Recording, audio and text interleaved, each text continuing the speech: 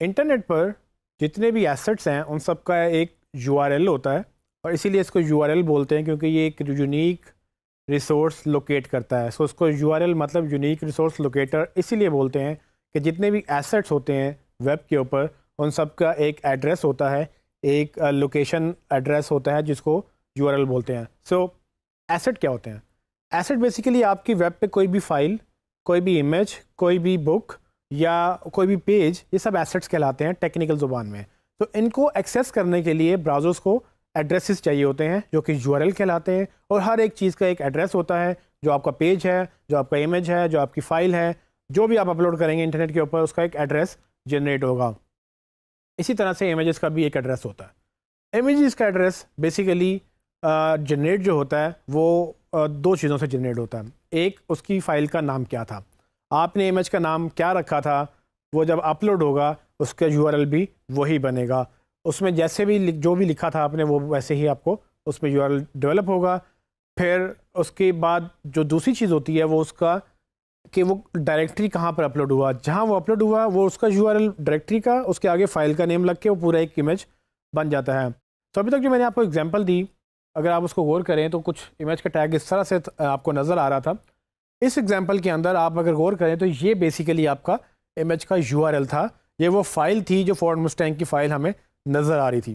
तो आपकी फ़ाइल का यूआरएल कुछ इस तरह से होता है, जिसका मतलब ये कि example.com पे ये अपलोड हुई और उसके बाद उसमें जो आगे यूआरएल बन रहा है वो बेसिकली वो जो पार्ट है आखिर वाला वो ये आपका नाम है इमेज का। सो ये जो नाम है ये हमने डेस्कटॉप पे ही अपने सिस्टम पे ही पहले रख लिया था। जब मैंने अपलोड किया example.com पे तो इसका पूरा यूआरएल example.com/फाइल नेम बन गया। अब इस फाइल नेम में मैंने चूँकि एसईओ के लिए मैंने कीवर्ड रिसर्च की हुई थी तो मैंने उसमें वही नाम लिखे जो मैंने उस पेज पे जिसको ऑप्टिमाइज़ करना था, जो कि फोर्ड मुस्टैंग से रिलेटेड थे। आप इमेजिन करें कि अगर मैं फ़ाइल नेम ना रखूं या हम जो भी फ़ाइल नेम रखते हैं अगर वो कैमरा जो हम यूज़ करते हैं उसके मुताबिक रखें तो कुछ आपको इस तरह से फ़ाइल नेम जनरेट होते हैं।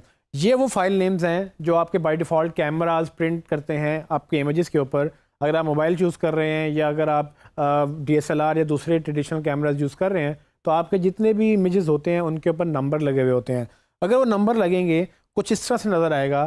तो आप बताएं कि क्या आपको लगता है कि गूगल इसको देखकर ये बता सकता है कि उस इमेज के अंदर वो एक फोर्ड मुस्टैंग कार है जिसका कलर रेड है या कुछ भी? जी नहीं। सो बेसिकली यही प्रॉब्लम है जिसकी वजह से हमें ऑल टैग्स और जो दूसरी चीज़ें वो यूज़ करनी पड़ती हैं और उसमें फ़ाइल नेम बहुत इंपॉर्टेंट होता है। आप जो भी फ़ाइल बनाएं, जो अपलोड करें, उसको पहले रीनेम ज़रूर कर लें अपने कीवर्ड्स के साथ, ताकि आपको पता हो कि जब ये अपलोड होगा उसका जो सब कुछ है वो ऑप्टिमाइज्ड होगा। सो फॉर एग्जांपल इस पूरे फोर्ड मुस्टैंग के इस टैग में मैं अब आपको बताऊं तो ये तकरीबन पूरा ऑप्टिमाइज्ड है, जिसमें ना सिर्फ उसका टाइटल, उसका ऑल टैग, उसका कैप्शन और उसकी जो बाकी चीज़ें ऑप्टिमाइज्ड हैं, बल्कि उसका फ़ाइल का नेम भी ऑप्टिमाइज है, जिसकी वजह से उसका यूआरएल भी उसी कीवर्ड के अराउंड है जो हमने रिसर्च किए थे। सो अगर आपने किसी भी इमेज को एसईओ करना हो तो आपको ये सारी चीज़ें देखनी पड़ेंगी कि कैसे आपने सब चीज़ों को ऑप्टिमाइज़ करना है। अगर आप ये नहीं करेंगे तो इमेज की एसईओ अच्छी नहीं होगी और अगेन आपको यही मसला बार बार पेश आएगा कि आपका इमेज रैंक नहीं करेगा। तो अगर आप अपने इमेज को एक एक करके ऐसे ऑप्टिमाइज़ करते चले जाएँ तो अल्टीमेटली जब आपकी वेबसाइट बहुत बड़ी होती चली जाएगी आपको ये टेंशन नहीं होगी कि मैंने सारे इमेजेस दोबारा से करने हैं। सो आपके इमेजेस ऑलरेडी ऑप्टिमाइज्ड होंगे। अब ये एग्जांपल मैं आपको अगर आप मतलब आपके क्लाइंट के हवाले से देता हूँ कि अगर आपके क्लाइंट नया है और उसकी वेबसाइट बहुत बहुत बड़ी है, उसके इमेजेस में मसले हैं ये, तो आप उनको सजेस्ट करेंगे कि आप ये ठीक करवाएं, वरना आप एसईओ अच्छी नहीं कर सकेंगे, क्योंकि ये करना तो है ही, इसके बगैर गुजारा बिल्कुल नहीं है। लेकिन हाँ, अगर बड़ी वेबसाइट है तो टाइम लगेगा, लेकिन करना अगर शुरू कर देंगे आप तो अल्टीमेटली ख़त्म हो जाएगा। एक छोटी सी मैं आपको टिप दे सकता हूँ कि अगर आपने ये ऑप्टिमाइजेशन शुरू करनी है तो कोशिश करें कि टॉप पेजेस से शुरू करें, वो पेजेस जो ज़्यादा चलते हैं, वो पेजेस जिन पे ज़्यादा ट्रैफिक आती है, या वो पेजेस जो ज़्यादा इंपॉर्टेंट हैं जिनको आप बेचना जल्दी चाहते हैं। तो आप वहाँ से स्टार्ट करें और करते करते उन पेजेस पे चले जाएँ जो बिल्कुल इंपॉर्टेंट नहीं हैं लेकिन रखने ज़रूरी हैं। तो आप इस तरह से आसानी से अच्छी एसईओ जल्द से जल्द एक अच्छी एसईओ की तरफ चले जाएंगे जिसमें आपको इमेजेस काफ़ी हेल्प करेंगे।